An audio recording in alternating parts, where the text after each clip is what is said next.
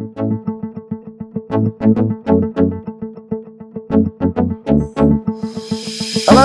I'm retired Battalion Chief Larry Cockman from the Greensboro, North Carolina Fire Department History Book Committee. We're here today at the Greensboro Historical Museum. I'm standing in front of the General Green, the first steam pumper, or as they called it back then, the steamer.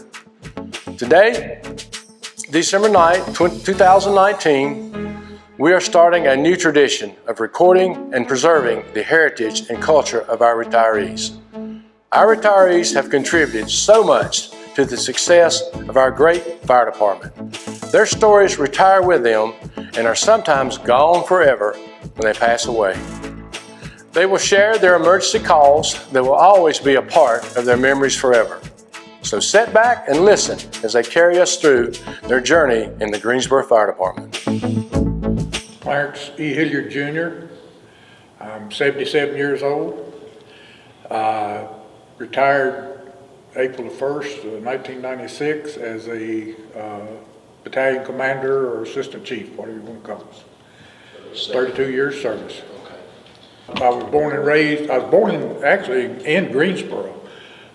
Lived in Greensboro, I think I said about 3 years old, and then we moved to Guilford County, and lived there until after we was married and moved out into another part of Guilford County.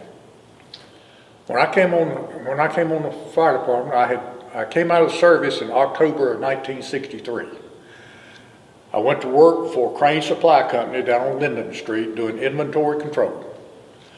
And I was out of my mind doing that. Somehow or another, somebody got me interested in McLeansville Volunteer Fire Department. And I started running some calls with McLeansville. And a lot of people remember V.W. Cobb. He was kind of the training officer or something down there. And he did some training for us, and I'm thinking, I like this. So why can't I get paid for it? So that's through Wayne Brown kind of encouraged me. There was a family, not a kin, but relationship between Wayne and his wife and our family. And Wayne encouraged me to apply to the fire department, and I did, and probably in January of '64, and I got hired in April of '64. To get hired, I walked into Chief Boucher's office. Chief Boucher and Fay was in the same office. Chief Wyrick's office was private. I walked in, told them I'd like to apply for a job, and they handed me an application. I filled it out, turned it in. They said, well, we're not hiring, we'll check back with us. So about every, 2 or 3 times between the time I applied and the time I got hired, I'd call up there to the administrative office. Well, we're not hiring. They called me back and said, we'll be at work April 1st at the training center. So that was the process. Wow. My starting salary in the fire department was $328 a month. I think it was about 12 or 15 in the class that started, I'm not sure. We actually took trainees from Reidsville. We trained some people for Reidsville. And some that had been on the Reidsville Fire Department went through our training. Some of the people in the training class, Bob Ivey, Richard Reichel, Richard Johnson, Johnny Teeters, Irvin Latta, Ralph Pigram, Chester Thornton was in there. During training, I don't know that there was anything that really bothered me. It was at the age that group was, if so-and-so can do it, I can do it. And that's kind of the way we went through it. As far as highs and lows, the high was getting started and the other high was finishing. Well, I guess the thing that stands out in my mind, I spoke of the trainee that had been on the Reidsville Fire Department and came to Greensboro and applied, and of course they had him go through our training, and Chief Powell and Chief Russell were the training officers. And Chief Powell was teaching something. I forget now exactly what it was, but Chester says, "Chief Powell." And Chief Powell said, "Yes, Lawrence, what is it?" He said, "Well, that's not the way we did it in Reidsville." Well, okay, well, this is the way we're going to do it here. So went on a few minutes later, Chief Powell was teaching something else, and Thornton said, Chief Powell says, "Yes, Thornton?" He said, "That's not the way we did it in Reidsville." Well, you can imagine Chief Powell at about this time. And Chief Powell let him know how things were in Greensboro. And everybody's sitting around wanting to crack up but can't say nothing. Well, listen, as far as being a firefighter, I didn't grow up like kids today. Some kids today say, "Oh, I want to be this, I want to be that." Of course, we wasn't confronted with the fire department. We didn't have them when I grew up. And then when I went in service in the Navy, everybody somewhere along the line gets fire training. Everybody gets fire training. So then when I ended up at McLeansville and saw that I liked that, and then I got a job with Greensboro, it's just one of those things that grew on me, I guess. The more I did it, the more I was involved with it, the better I liked it. And I don't know that it was a calling, but it grew on me. Yes, I came out of training probably May the 11th or 12th of '64. I was assigned to Truck 2 at Central Station, and Captain Reese Kent was my first captain. Well, on Truck 2, Captain Kent, then Dewey Kivett was the driver, Roger Collis, Herman Cruz, myself, and Ralph Pickering. We were a 6-man company. On Truck 1, Plumer Leslie was the driver, Captain Roland Scott, Spooky Phillips was on Truck 1. On Engine 1, Captain Ritter and John Nicholson was the driver. Graham Fuquay was riding the back, and Harold Now, I believe it was. And on Engine 2, Captain Parrish, and I think Jim Goins was the driver, and Fred Lawrence was on that truck. Also on, let's see, Gary Falk. Gary Falk was on Engine 2, I think. Yeah. What was it? Big Bird. Nobody would ever fess up to it. I got suspicions. I think Jerry Phillips was involved in it, and I later got wind that Terry Wallace was involved in it. Now, I can't vouch for either one of them. Well, I'm going to tell you after all these years. Tell me. Ed Sawyer. Ed Sawyer? Ed Sawyer. That does not surprise me. That does not surprise me. Well, I don't know. PETA might get me for this one, but I was at Station 7. J.W. Manus was at Station 7. I was either working his shift or he was working my shift. One afternoon after class, J.W. came in there and said, "Clarence, can you help me a minute?" I said, "Yeah, J.W., what you got going?" He said, "Come on over here to the bedroom." Went in the bedroom, and he had a tomcat in there, in the bedroom. He said, "I need some help with this tomcat." I said, "What are we going to do with this tomcat?" He said, "Well," I'm going to castrate him. I said, "You're going to castrate this tomcat?" He said, "Yes, I want you to hold him." I said, "J.W., how am I going to hold a tomcat for you to castrate him?" He said, "Well," "I'm not going to cut him, so I'm going to use rubber bands." I said, "Okay, how are we going to hold him?" He said, "I got that figured out too." Okay, how are we going to do it? He got a turnout coat, and we stuffed that cat in the sleeve of a turnout coat with just his back end sticking out. J.W. put rubber bands on that cat.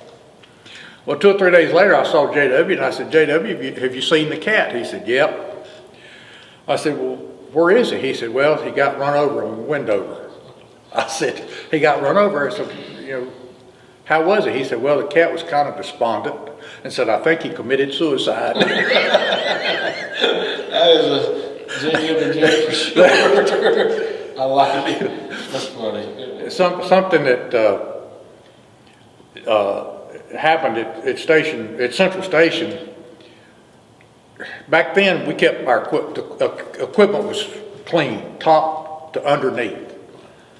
Bob Atkins and I was out in the drill yard. We were the rookies.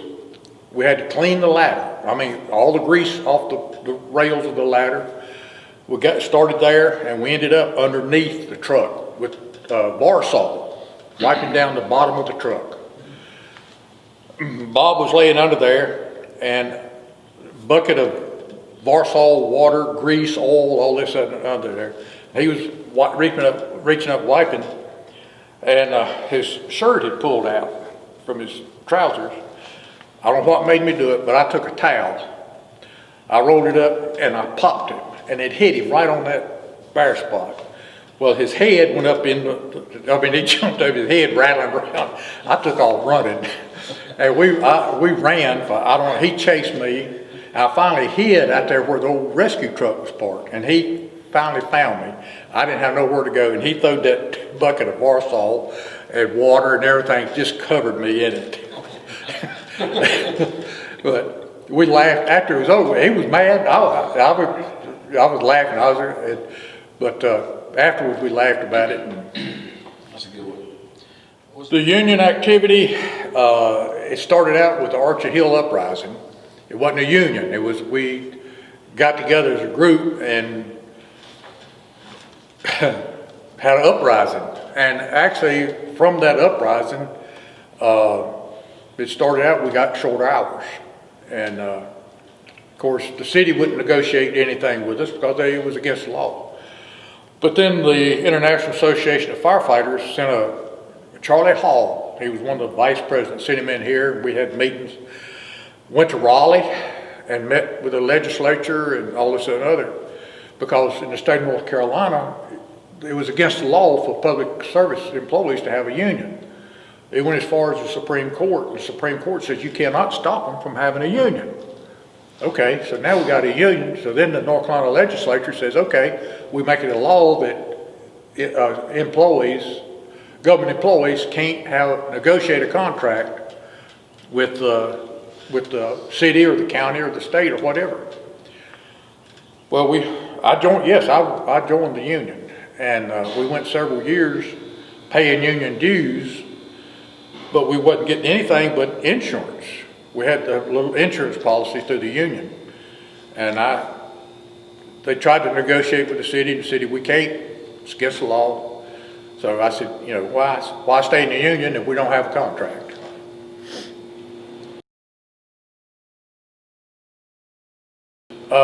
Majority, yes. Only one or two situations, and that was when I was roving. I was a roving firefighter for a year, and one or two stations, they would tell you, bring your meals with you. But 99% of the time, it was, we cooked and ate. I think, everybody talks about bonding. I think it's just whenever you sit down together, have meals together, it's a part of, you're living in a house. You're living in a house. They call it a firehouse. You're living in a house. And you, for the most part, you were a family. I had a family at home, and I come to work, and I had a family there. I was a better dishwasher. A good cook? No, I won't say I was a good cook. We survived on my cooking. I was a salad maker, beans, cornbread, macaroni and cheese, slaw, that sort of stuff. I haven't visited fire stations a whole lot, probably less than a half a dozen times since I retired, and communication with other firefighters has been minimal. Usually I see them out somewhere. And what I think they spend so much time now on calls that their downtime is they try to rest. Some companies are running, I understand, 15, 20 calls a day. So there's not much downtime. Time you get cleaned up and do reports and all this, that, and other. So we had a lot more downtime because we didn't run medical calls either. Well, why is it important to interact with retirees? I think it's gives you a perspective, it gives them a perspective of what life was versus what life is. In 1964, life was a whole lot different at the fire station than what it is today. And these younger firefighters, from what I can understand, they're better educated, they're better trained, they have more things that they're confronted with than what we did. We went to work to fight fire. And when we wasn't fighting fire, we kept the equipment clean, we kept the houses clean, we trained, not like they do today, but we trained. And other than that, we had together time, you know. We did the pool table, we had the card games, which I understand they don't have that anymore, as far as I know. But probably the city is getting more bang for their buck today from the firefighters than they got from us. But we did what our job said. As far as what firefighters do off duty today, I really can't, I don't know. Most of the ones I talk to have businesses, not just part-time jobs. They have businesses they're running, especially, you know, lawn care and landscaping, that sort of stuff. When we were coming up, most of us, the majority of us, it was encouraged to have a part-time job, but it was working for somebody else. Anything from delivering drugs to driving a truck. On occasion, this building right here, this Fireman's Club, was a fire department project. I remember coming out here and helping to roof it along with Richard Johnson, Ozzie Bowman, Tony Lewis, myself, Robert Atkins. I can't tell you, John Michaels. There's a lot of people that came out here, and we built this building from the ground up. We dug the footing, we put the shingles on, we put the hardwood floor down. So yeah, this was a big community, a big fire department project. I don't actually remember the first call. I remember one of the first calls was I didn't respond on the call. It was a fire death out on Fairview Street, and engine 7-3 was out there, and for some reason or other they called for tarps, and they sent me out there. I was working off my shift because Raymond Reddick was on the call, and he was on the opposite shift from me. Well, I got there, Raymond come out there, and he said, "Clarence, said, you ever seen a fire death?" I said, "No, Raymond, I hadn't." He said, "Well," said, "you might as well see one. Come on." So he carried me back through the house, back to the kitchen, and the victim was on the floor, covered up, and he'd got so hot that body fluids and all was running out under the tarp on the floor. Raymond says, "There he is." I said, "Okay, Raymond, I appreciate that. I'll see you." I turned around and walked out. I never did let him pull the tarp off. When I first went on the fire department, the only medical calls we ran for the department was on the rescue trucks. And basically they were pin-ins. And we had crowbars and a come-along. And that was what we used to get people out of, extricate people from vehicles. And on the other medical calls, if the funeral homes were responding and they were short of help, they would come by Central Station, and the dispatchers would say, okay, need somebody to ride an ambulance. Well, the junior people got the call, we'd meet an ambulance out front, and they'd pick us up, and we'd run the call with them. And, but the medical calls really didn't come about until we put the squads in service, and then our medical calls started picking up. As far as the fire department answering medical calls, in the beginning I had doubts about it, but by the time I left, or by the time I retired, I saw where the city was getting, the citizens were getting better coverage, better medical response because of the fire department.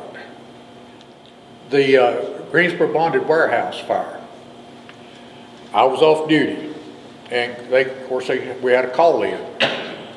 Captain Hagler I was on Engine 7, I was a driver on Engine 7, Captain Hagler was the captain. So we met at Station 7, and I remember Captain Hagler and myself, and I'm thinking Steve Faust and Howard O'Farrell might have been there. And I wasn't the driver, Howard O'Farrell was the driver. But anyway, we get down to the warehouse, and it was burning from one end to the other. And every once in a while, it was an explosion, and a 55-gallon barrel would take off maybe 50, 75 feet in the air, like rockets. And this photographer was behind us, and one went off. I mean, you could feel the ground tremble. And that photographer said, man, I hate I missed that. And we told him, said, just wait a minute, said, there'll be another one. And it was. And we were dragging 2.5, 3-inch hose down the railroad track through exposure lines. It wasn't no need fighting a fire, and it was gone. And two of us were dragging this hose and getting heavy, and I turned around, there was somebody standing behind me, maybe 25, 30 feet, standing there with the turnout gear on. I said, hey, give us a hand with this hose. He grabs hose, starts pulling it. When he gets up there, it was Chief Boucher. Well, we had, of course, the Savings Loan fire there on Holman Avenue when I was on the snorkel. And that same night, we had a fire on Davie Street, not the big Davie Street fire, but another separate building. I was on that one. The Eckert's Drug at the Northeast Shopping Center. The first Summit Shopping Center fire, I was on it. The second Summit Shopping Center fire, I was captain on Engine 7. And when we got the call, I went to the door, and to open the door at Station 7, you could see it already. Well, I had my drivers to rotate, and it was John Michael's day to drive. Ray Flowers was the driver. And so when I opened the door, I turned around to John. I said, John, we want the hydrant in front of on Summit Avenue, right front. I said, I want you to lay 2 lines in and 2 lines out and hook up at the hydrant. John says, Ray, you want to drive? So, who ended up driving? Ray. Oh, wow. Ray drove. And when we got to Summit Avenue, Engine 2 maybe had already got our hydrant. So we went around to the back at, I believe it was Park Avenue and Sullivan Street.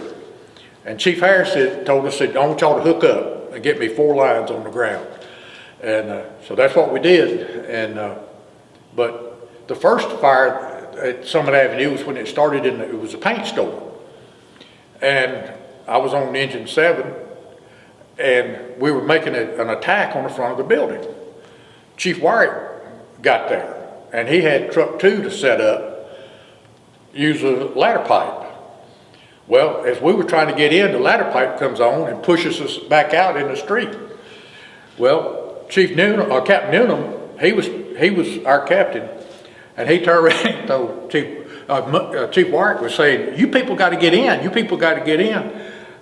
Captain Newnham turned around and says, if you'll turn them ladder pipes off, we'll get in. Of course, Mick used some expletives deleted, but Chief Wyatt had the ladder pipes turned off. We started in, a few minutes later, Chief Wyatt left. the 9/11 incident, I think, just seeing what went on, knowing what those firefighters went through, yeah, I don't know that you empathize. You think, man, I'm glad that wasn't me. I'm glad I wasn't on that call. And you know, it just, I can't explain the feeling. And there's no way to explain it. And just this past week, there's guys that was there that are dying now because of what they were exposed to. And so I don't know that there'll ever be another situation, I hope not, like 9/11. And just the people there, even if you didn't go in the building, you having to stand there and watch people jump. And there's nothing you can do about it. And nothing you can know that you got people inside, your people inside, and there's nothing you can do. Absolutely nothing. It's a feeling like no other, I guess. Well, you know, I think if anybody else in the department sees this, they're going to say, Chief Kent was a mentor. And I have no reason, I don't understand why he mentored me, so to speak. Because I hadn't been on the fire department but a few months, and I thought he was going to fire me. We had a little confrontation, and you know, I was ready to quit. And but further down the road, he put me in some situations that enhanced my career, and I guess we came to an understanding. On the fireground, actually, fireground attack, I don't think there was anybody that I admired more than Captain Noonan, because he had one way to go, and that was all in. As far as challenges are concerned, I think that any time I got promoted, it was a challenge to be able to fill that position, the expectations of that position. And I think it started when I was promoted, if it was called a promotion then, to a driver. A few nights before, or a few days before that I was actually going to take over the job as driver on Engine 7, I knew how Captain Newman was about territory. He knew every street in Greensboro and every block number in Greensboro. And I'm thinking, gosh, if I get up there and get in the driver's seat and I don't know where I'm going, Mick's going to kill me. Sometimes I get up at 3 and 4 o'clock in the morning at home and get in my car and go out and ride streets, trying to familiarize myself with the territory. And then, you know, to me that was a challenge, to be able to get Captain Noonan's approval of how I could get around the territory. I didn't know the whole town, but I tried to know my territory. Would I do anything different, or would I do it all over again? Circumstances being like they were in 1964 when I was in the department, yes, I would do it again. In today's environment, I don't know whether I would do it or not. I'm not a politically correct person, and I don't know that I could manage the things today that people live with, and the expectations. I don't know that I could do that. I'm too old. I've seen too much. So I don't know that I'm not politically correct. I think one of the things that I would have done different, I would have become or participated in the fire science program at GTCC. Because, well, right now, education is what gets you ahead. I was fortunate in a way. I had a year of college after high school. Of course, we don't need to talk about that, the grades and all. They're not need to be talked about. But then after being on the department for a while, and especially towards the end of my career, I saw what education would do for you. So I would, anybody that's wanting to get ahead in the fire department, they need education now. And that's one of the things that I think I lacked. Some of the things that, a couple of incidents really bothered me. Not just me, but some other people. I went into work one morning. I was at battalion chief at Station 8, Battalion 3. We hadn't been, in fact, it might have been just a few minutes before 8, we got a call over off of Spring Garden Street. I don't remember the name of the street, but we got there and the place was pretty well involved. And we finally got in, and if I remember correctly, there was 3 little boys had died in that fire. And the circumstances were, it was a single parent, and she had a newspaper route, early morning newspaper route. And when she left the house, she would lock the doors so that they couldn't get out or nobody could get in. And if I remember correctly, something with the heating system. And those 3 little boys burned up.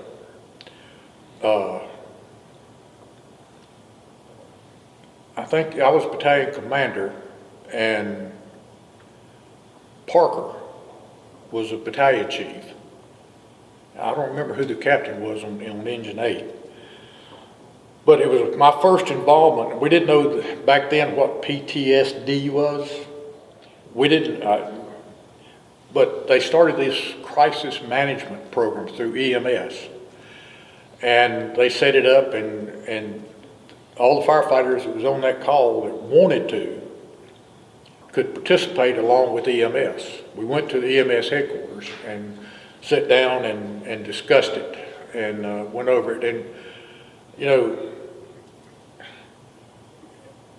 I don't know how you explain your feelings whenever, I'd seen a lot of fire deaths, wreck victims and all this and other, but I think that call probably stood out. Children is something that's hard to take. When Jesse got killed, I was at home. In the middle of the night, the phone rings, which is never a good thing. And Steve Faust called me and said, "Clarence, said Jesse just got killed." Well, first of all, you can't believe it. I mean, and I don't know, it's just a sense of foreboding, especially on a fire call like that. It affects me, it affected my wife. I mean, Greensboro firefighters didn't get killed until Jesse. And then the ramifications of how that happened and how it affected other members of the company that he was on and the whole fire department. It changed the way a lot of things were done. Raymond, that was, here's a guy that's probably among the most fittest or physically fit guys in the fire department.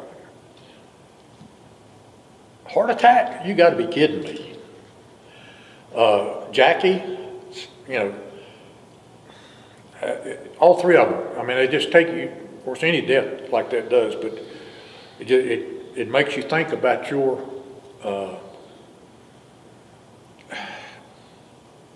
ability to survive, I guess is one way to put it.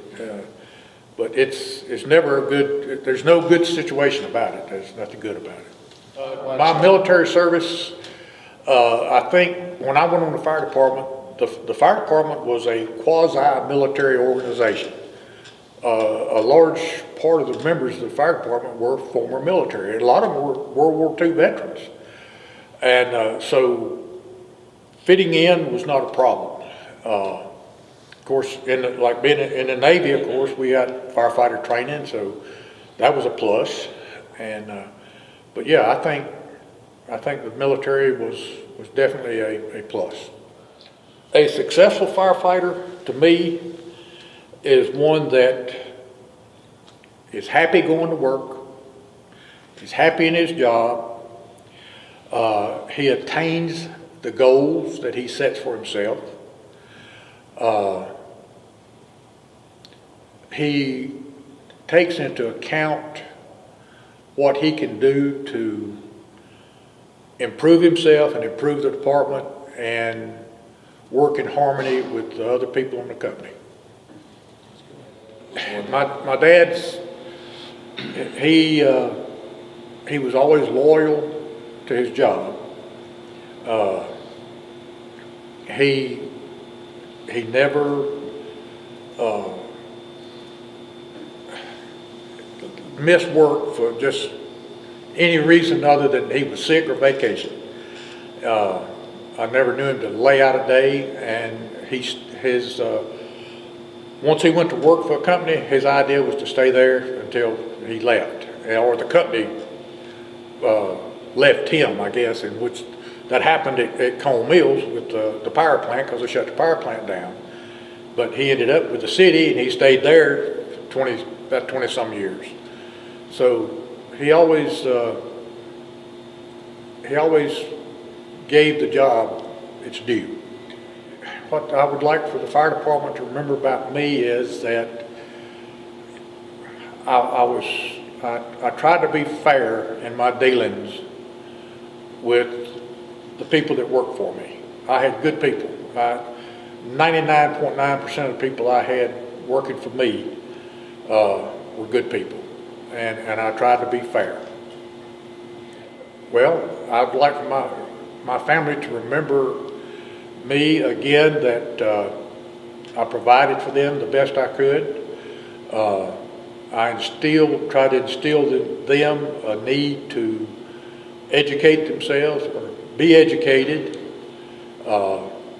and here again, to be loyal to whoever they work for, and to have a sense of responsibility. The value I see in what we're doing here today goes to about any kind of profession, and that the people that's coming on, that's getting into this profession, needs to know where it is today and where it came from. I think you need some perspective to be able to at least maintain the job as it was when you came on, or to improve it. And without history, how do you know whether you're improving it or not? No, if I was to say anything to anybody, it would probably be to my family. And that when I went on the fire department, I wasn't married. A year to the day after I went on the fire department, I got married. And so at that time, we was working 24 on, 24 off, had Kelly days, and then of course we went to a shorter work week and all this and other. So my wife had to, like all the other fire department wives, they had to adapt to that. And going Christmas Day, you get up, you go to work. Thanksgiving, you get up, you go to work. Anniversaries, you get up and go to work. That was, you had to do that. And kids there, 2, 3, 4 years old, Christmas morning, you're leaving to go to work. That was tough. And I spent a lot of time in different schools, and all over the country, from Dallas, Texas to Maryland, and away from home, teaching and going to class. And they put up with that. And I spent a lot of time away from my family. And, I look back at it now and say, maybe I missed some of the things, the ball games and the PTA meetings and this sort of thing that I missed, that people working a 8-hour day job, you know, they don't miss those things. I missed a lot of that stuff, and you know, but that was a part of the job, and we had to adapt. We hope you enjoyed watching these documentaries. It was our goal to share and preserve the memories of our retired Greensboro firefighters. It is our desire that these documentaries will inspire future generations to continue the brotherhood, sisterhood, and camaraderie while always striving for excellence in their careers. While fire apparatus, equipment, and technology have improved, several things will always remain the same.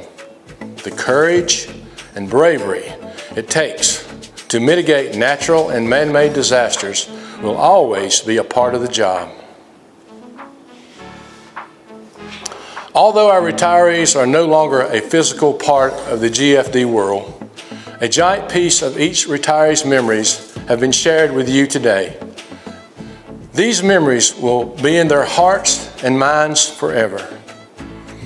A special thank you goes out to Captain Harold Haney for his many long hours of recording and editing. Thank you, Harold. A job well done.